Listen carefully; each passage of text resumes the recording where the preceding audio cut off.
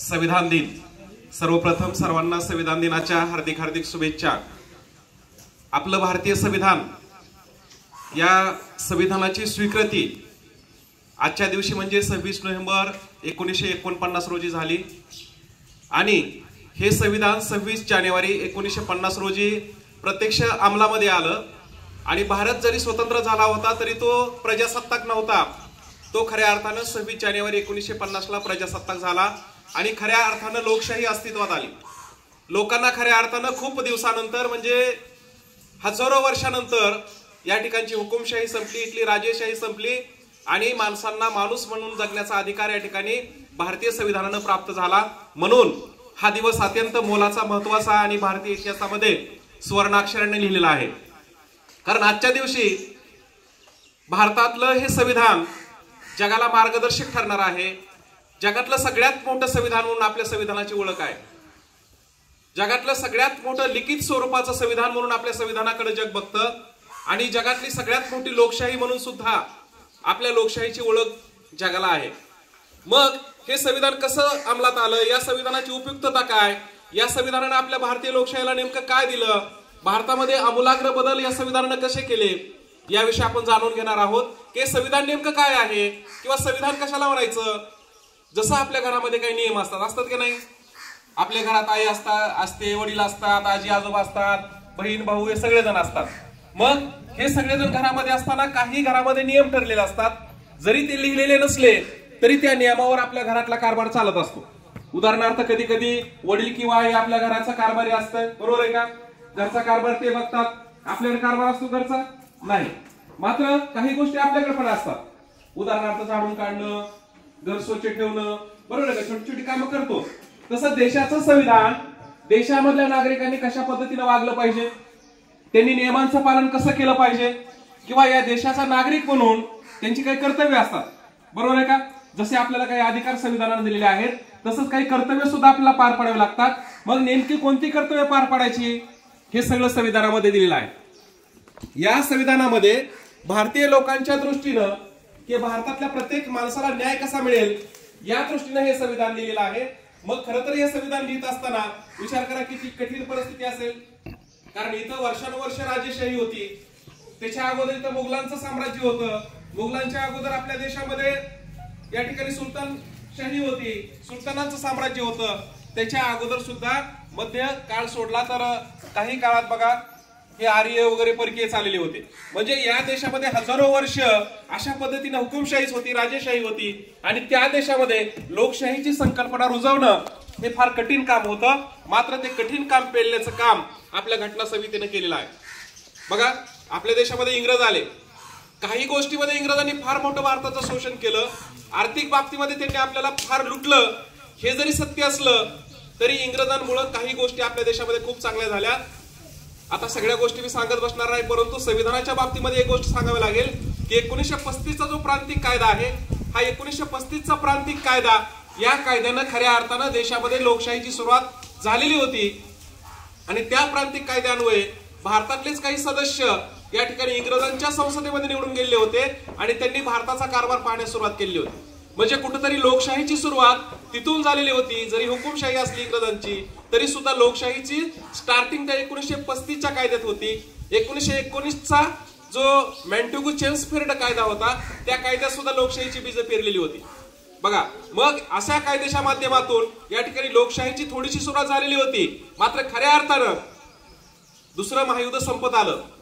30 जानेवारी 1945 ला Adolf Hitler, जर्मनीचा हुकुमशहा, त्यानं रशियाच्या सैन्याकडून घुसली, अमेरिका तिकडून घुसली होती, अशा परिस्थितीमध्ये त्यानं आत्महत्या केली आणि दुसरं महायुद्ध समाप्त झालं।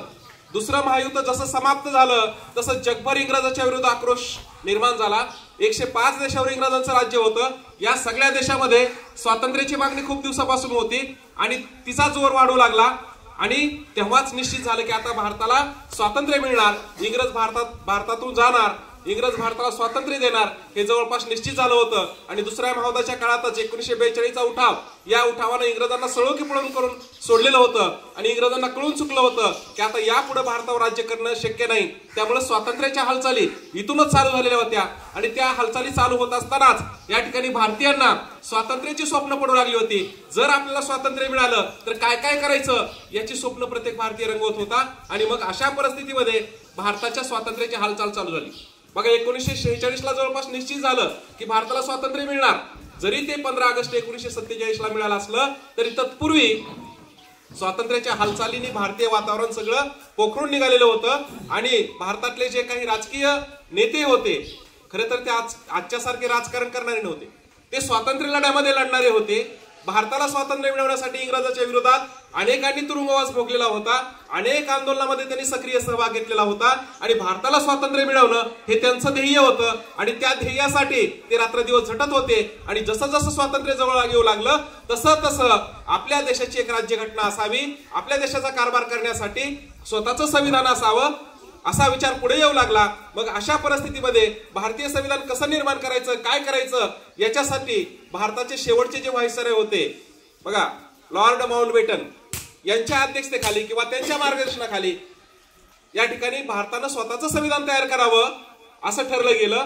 आणि 15 ऑगस्ट 1947 ला भारताला स्वातंत्र्य मिळेल हे निश्चित झालं. आणि मग स्वातंत्र्याच्या हालचाली चालू झाल्या आणि मग या ठिकाणी घटना समितीची निर्मिती झाली गेली. बघा घटना समिती स्थापन झाली. डॉक्टर राजेंद्र प्रसाद जे प्रचंड देशभक्त म्हणून या ठिकाणी स्वातंत्र्य लढ्यामध्ये ज्यांचं मोलाचं योगदान होतं, अत्यंत प्रामाणिक माणूस म्हणून त्यांची ख्याती होती, त्यांना या घटना समितीचं प्रमुख बनवलं गेलं. डॉक्टर राजेंद्र प्रसाद यांच्या नेतृत्वाखाली भारतीय संविधान बनवण्याच्या हालचाली त्याला वेग आला गेला. आणि या समितीमध्ये जवळपास 389 सदस्य निवडले गेले. किती सदस्य होते? 389 सदस्य होते. मग हे सगळे 389 सदस्य या ठिकाणी संविधान निर्मितीमध्ये सक्रिय सहभागी झाले आणि सगळेजण मिळून त्या ठिकाणी संविधानाच्या निर्मितीला हालचाली चालू झाल्या. आणि मग या संविधानाचा जो आत्मा आहे तो म्हणजे त्यातली मसुदा समिती. हे संविधान कसं तयार केलं पाहिजे, त्यात कोणते कोणते घटक असले पाहिजेत, नेमके काय कलम टाकायची, या सगळ्या गोष्टीवर चर्चा करायची होती आणि ते संविधान निर्माण करायचं होतं. आणि त्यासाठी एका हुशार आणि जबाबदार माणसाची गरज होती. प्रचंड अनुभवी आणि प्रचंड कुशाग्र बुद्धिमत्तेच्या माणसाची गरज होती.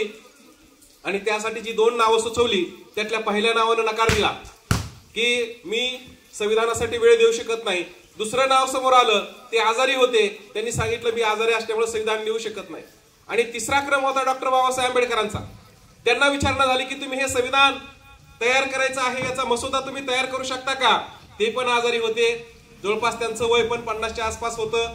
मग सगळं असं असलं तरी सुद्धा अशा परिस्थितीमध्ये भारतासारख्या लोकशाही देशाचं संविधान लिहिण्यासाठी आपल्याला या ठिकाणी बोलावलं आहे आणि आपण त्यामध्ये योगदान देणं गरजेचं आहे ही भावना त्यांच्या डोक्यामध्ये होती. आणि जगातला सगळ्यात उच्च शिक्षित आणि जगातला सगळ्यात शिकलेला जास्त विद्यार्थी म्हणजे डॉक्टर बाबासाहेब आंबेडकर त्यांनी ही जबाबदारी स्वीकारली आणि मसुदा समितीचे अध्यक्ष ते झाले. आणि मसुदा समितीचे अध्यक्ष म्हणून त्यांनी संविधान निर्मितीला सुरुवात केली आणि त्यांच्या नेतृत्वाखाली हे संविधान तयार होऊ लागलं. डॉक्टर राजेंद्र प्रसाद सगळ्या गोष्टीवर नियंत्रण ठेवत होते. आपल्या बैठका अधूनमधून त्यांच्या चालू होत्या. मात्र डॉक्टर बाबासाहेब आंबेडकरांनी या ठिकाणी वेगवेगळ्या देशाच्या राज्यघटना अभ्यासलेल्या होत्या. न्यूझीलंडची राज्यघटना त्यांनी अभ्यासली होती, ऑस्ट्रेलियाची राज्यघटना त्यांनी अभ्यासलेली होती. त्याचबरोबर अमेरिकेचं 7 कलमी संविधान हे संविधान त्यांनी अभ्यासलेलं होतं. अमेरिकेमध्ये ते स्वतः शिकताना विद्यार्थी म्हणून राहिलेले होते. तिथल्या लोकशाहीचा, अध्यक्षीय लोकशाहीचा त्यांना अनुभव होता. त्याचबरोबर इंग्लंडची संसदीय लोकशाही, त्या संसदीय लोकशाहीमध्ये राहिले होते. इंग्लंडच्या राज्यघटनेत एकही कलम नाही, एकही कलम लिहिलेलं नाही, तोंडी 5-7 कलम आहेत. त्या कलमावरती इंग्लंडचा सगळा राज्यकारभार चालतो. कुठल्याही नियमाचं तिथं उल्लंघन होत नाही. तिथली संसदीय लोकशाही त्यांनी अभ्यासलेली होती. त्याचबरोबर त्यांनी वेगवेगळ्या इतर देशाच्या राज्यघटना सुद्धा अभ्यासलेल्या होत्या, मार्गदर्शक तत्वे अभ्यासलेली होती. 1935चा प्रांतिक कायदा तयार करताना त्यांची मोलाची भूमिका त्या ठिकाणी होती. गोलमेज परिषदेला ते स्वतः हजर होते. इंग्लंडचं वातावरण त्यांनी अभ्यासलं होतं, अमेरिकेचं वातावरण त्यांच्या डोक्यामध्ये फिट होतं. त्यामुळं भारताचा संपूर्ण अभ्यास सुद्धा त्यांच्या डोक्यामध्ये होता. ज्यावेळेस ते बॅरिस्टर म्हणून भारतात आले होते त्यांनी भारताचा सगळा अभ्यास केलेला होता. भारतात नेमकं काय आहे आणि भारतातली जातीची उतरंड सुद्धा त्यांना पुरती ज्ञात होती. भारतामधले धर्म त्यांना पुरते डोक्यामध्ये होते आणि धर्माची हे आपूची गोळी असं ते म्हणायचे. आणि भारतातली लोकांची जातीची उतरंडी जी आहे ती उतरंडीसारखी असं म्हणायचे. आणि म्हणून या देशाला नेमकं काय पाहिजे हे डॉक्टर बाबासाहेब आंबेडकरांनी इतकं दुसऱ्या कोणालाच माहित नव्हतं. मग ज्या व्यवस्थेमध्ये त्यांचं लहानपणापासून अगदी त्यांच्यावर अन्याय झाला, अगदी लहानपणापासून त्यांच्यावर अत्याचार झाला. अगदी पहिलीत असताना नळाचं पाणी शाळेत पिले म्हणून इतर मुलांनी त्यांना मारलं. शाळेत असताना बैलगाडीतून प्रवास करताना ते मागासलेल्या जातीतले हे त्या गाडीवाल्याला माहीत झाल्यानंतर त्यांनी त्यांना गाडीतून हाकालून दिलं, त्यांना चालत यायला लावलं. अशा पद्धतीने त्यांच्यावर अनेकदा अत्याचार झाला, अन्याय झाला. अगदी उच्च शिक्षित होऊन आल्यानंतर या ठिकाणी बडोदा संस्थानात नोकरी करताना अख्ख्या बडोदा शहरामध्ये त्यांना राहण्यासाठी घर दिलं नाही. एका मुस्लिम व्यक्तीकडे चुकीची जात सांगून ते राहू लागले. मात्र खरी जात कळताच त्यांचं सामान रस्त्यावर फेकून देण्यात आलं. इतका अन्याय अत्याचार झालेला हा माणूस, ज्यांच्या मुलाला दवाखान्यात पैसे नव्हते म्हणून तापेनं तो तडफडून मेला, अगदी उपाशी राहून ज्यांनी अभ्यास केला, असे डॉक्टर बाबासाहेब आंबेडकर यांच्यावर ही जिम्मेदारी आलेली होती. आणि त्यामुळं या भारताच्या अशा वातावरणात तावून सुलाखून निघालेलं त्यांचं व्यक्तिमत्व खरं तर दुसऱ्या तिसऱ्या व्यक्तीच्या हाती जरी संविधान लिहिण्याची जबाबदारी आली असती तर त्या संविधानाच्या माध्यमातून या सगळ्या गोष्टीचा त्यांनी सूड उगवला असता. मात्र तसं काही झालं नाही. त्यांनी निरपेक्ष भावनेनं भारतासाठी पोषक सर्वसामान्य माणसाला, प्रत्येक माणसाला न्याय मिळेल असं संविधान निर्माण करण्यासाठी या ठिकाणी सिंहाची भूमिका निभावलेली आहे. खऱ्या अर्थानं त्यांनी आता खरं तर 389 सदस्य होते. मात्र दुर्दैवानं देशाची फाळणी झाली गेली. भारतातून पाकिस्तान वेगळा झाला. आताचा बांगलादेश आणि आताचा पाकिस्तान दोन्ही मिळून पाकिस्तान होता त्यावेळेस. आणि त्यामुळं या संविधान सभेतली सदस्याची संख्या कमी झाली आणि 299 सदस्य राहिले स्वतंत्र भारतामध्ये.